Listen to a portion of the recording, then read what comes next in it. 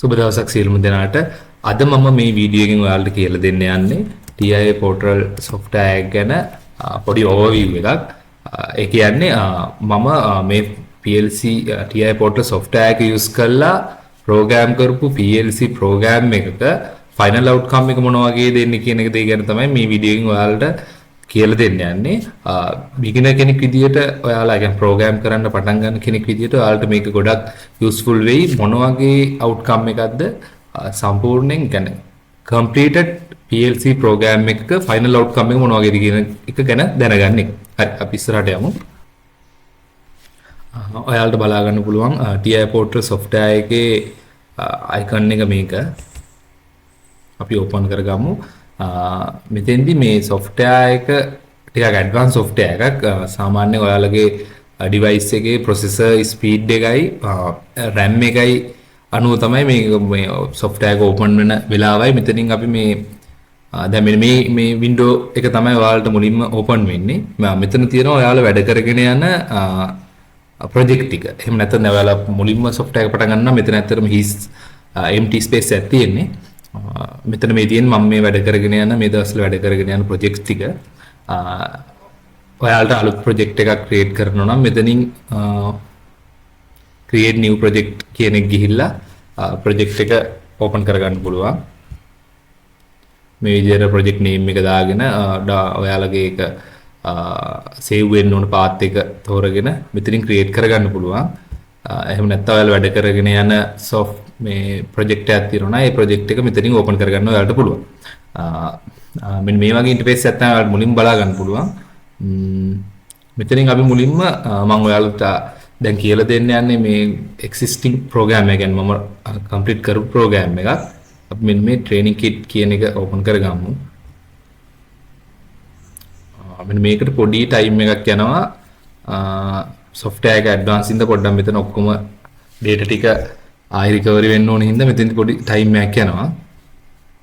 ඒක ඔයාලගේ අපි laptop එකකින් laptop එකේ processor speed එකයි RAM එකයි අනුව තමයි තීරණය වෙන්නේ. සාමාන්‍ය modern PC එක modern device එකක නම් ගොඩක් ඉක්මනට මේ විදිහට program එක open වෙනවා. මෙතන විතරයි පොඩි lag එකක් වෙන්නේ. ඊට පස්සේ ටික අපිට කරගෙන යන්න ප්‍රශ්නයක් වෙන්නේ නැහැ. ඒක මේ වෙන්නේ මේ software ගොඩක් advanced ඉඳ තමයි ඒ වෙන්නේ. අර විදිහට අපි program එක open කරගත්තට පස්සේ මෙන්න මේ විදිහේ interface එකක් එන්නේ. මේක ඇත්තටම මේ ඔයාලට මම කියලා දෙන්න ඉස්සරහදී කොහොමද hardware configuration එකක් කරන්නේ, කොහොමද PLC program එකක් ලියන්න පටන් ගන්න කොහොමද කියන එක. දැන් මෙතෙන්දී ඔයාලට ගත්තම අපි දැන් ලියපු complete කරපු program එක ගැන තමයි අපි බලන්න යන්නේ. කොහොමද outcome එක ඒකේ outcome එක කොහොමද කියන එක ගැන තමයි අපි ඉගෙන ගන්න යන්නේ. මෙතන ගත්තම ඔයාලට මෙතනින් කෙලින්ම මේ device configuration එකට යන්න පුළුවන්, PLC program එකට යන්න පුළුවන්. ඒ වගේම මෙතන මේ add කරපු drive එකට යන්න පුළුවන්. එහෙම නැත්නම් add කර මේ motor drive එකට යන්න පුළුවන්. ඒ වගේම HMI screen එකට යන්න පුළුවන්. ඒක කෙලින්ම මෙතනින් ඔයාලට ක්ලික් කරාම කෙලින්ම අපිට අදාළ තැනට යන්න පුළුවන්. දැන් සාමාන්‍යයෙන් අපි මුලින්ම basically පටන් ගන්න PLC controller එක program කරලා ඊට පස්සේ අපිට ඒක through parameterize කරන්න පුළුවන් motor drive එකක්, HMI screen එකක් customize කරගන්න පුළුවන්. ඒ දේවල් තමයි අපි ඉස්සරහට කතා කරගන්න යන්නේ. අපි බලමු මේ කොහොමද මේ වගේ එකක output එක කොහොමද තියෙන්නේ කියලා. ඒ බලමු device configuration එකට ගියොත් මෙන්න මේ විදිහට ඔයාලට මම කිව්වා වගේ PLC එක තියෙනවා. ඒ කියන්නේ controller එක program logic control එක add කරගෙන තියෙනවා. ඒ වගේම motor drive එක add කරගෙන තියෙනවා. HMI එක add කරගෙන තියෙනවා. මෙතෙන්දී අපිට මේ විදිහට දැන් PLC අපේ add කරපු PLC එකයි ඒකේ program එකයි බලා ගන්න මෙතනින් ඕනනම් යන්න පුළුවන්.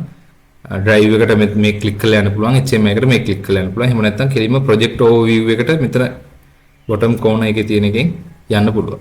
මෙන්න මෙතන සම්පූර්ණයෙන් තියෙනවා මේ අපේ තියෙන project name එක. ඊට පස්සේ device network එක බලමු පුළුවන්.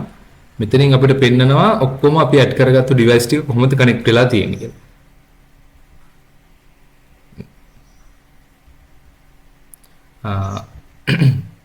මේ ඇත්තරම තියෙන්නේ මේ මම කියන්නේ අපි යූස් කරපු ට්‍රේනින් කිට් PLC ට්‍රේනින් කිට් එකක ඩිවයිස් කන්ෆිගරේෂන් එක. දැන් ඒ ට්‍රේනින් කිට් එකේ PLC කන්ට්‍රෝලර් එක තිබුණා. ඒ වගේම ඉන්පුට් අවුට්පුට් ඩිවයිසස් කනෙක්ට් කරලා තිබුණා.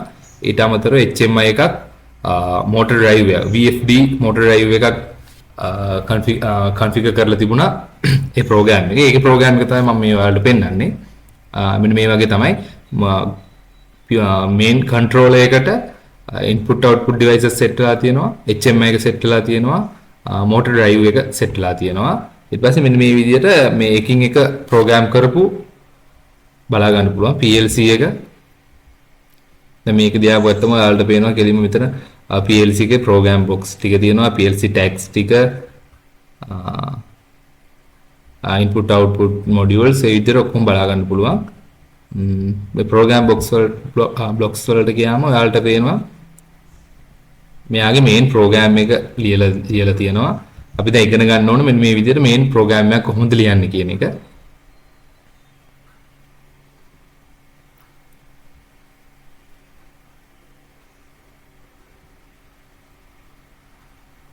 හරි මේ තියෙන්නේ ප්‍රෝග්‍රෑම් එක.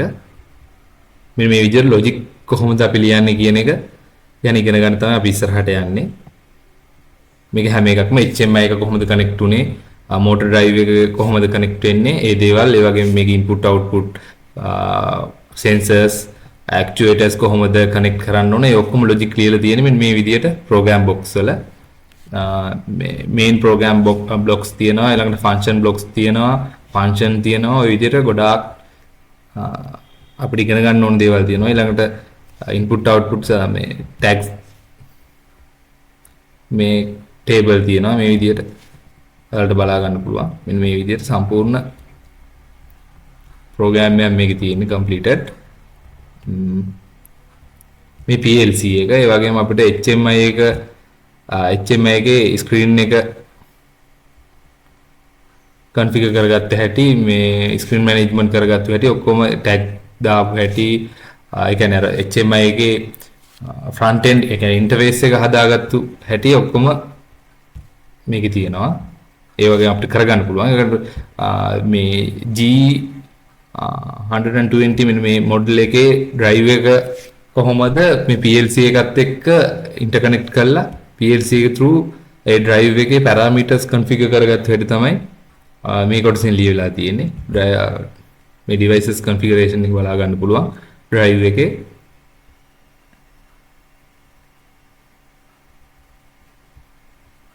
මේ තියෙන drive එක connect කරගෙන මේ මෙතන ඔයාලට select කරගන්න පුළුවන් අපිට බලන්න ඕන එක PLC එකද, input output device එකද, HMI එකද, drive එකද කියලා. මේ device view එකනේ තියෙන්නේ. මෙතන network view එකට ගත්තොත් අර අපි දැක්ක විදිහට සම්පූර්ණ completed network එක බලා ගන්න පුළුවන්.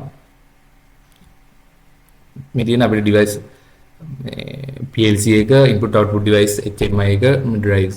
ආල් ඉස්සරහට ගියාම අතරම මේ දේවල් ගැන complete knowledge එකක් චුට්ටු එකතු කරගන්න පුළුවන්. step by step ගියාම අපිට මේ වගේ completed program එකක් කොහොමද ලියන්නේ කියන එක ගැන ඉගෙන ගන්න පුළුවන්.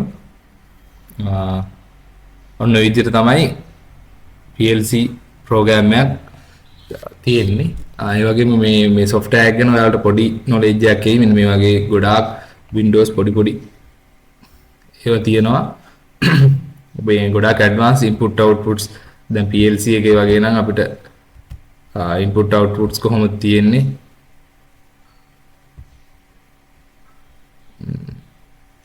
කියලා බලා ගන්න පුළුවන්. කොහොමද ටැග් කරලා තියෙන්නේ, ඒ දේවල් ඔක්කොම බලා ගන්න පුළුවන්.